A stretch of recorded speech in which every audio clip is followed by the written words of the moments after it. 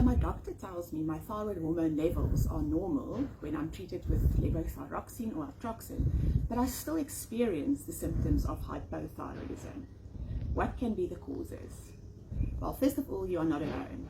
Up to 15% of people who have had hypothyroidism and who are treated still go on to experience the problems of hypothyroidism. Now, what could be the potential causes?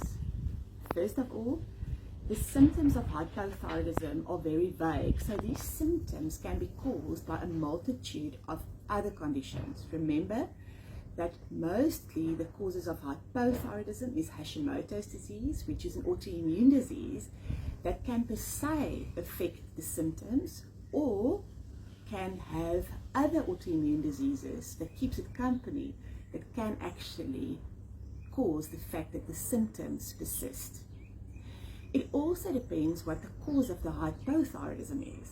In people with Graves' disease, for instance, who have been hyperthyroid, they might perceive the fact that they are now normal from a thyroid perspective as hypothyroidism, and it takes a significant period of time to adjust to these levels.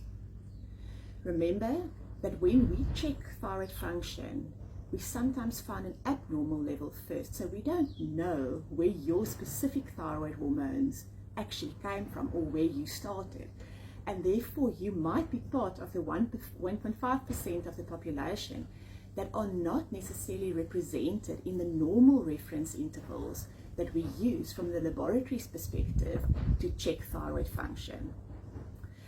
Lastly, your T3 inside your cells might not be as activated or as adequate to activate the receptors, but this is really the minority of patients.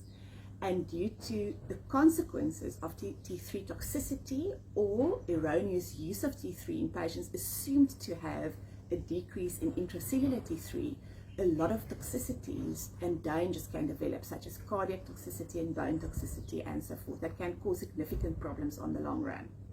But we will talk about these decrease in intracellular T3 in the next video.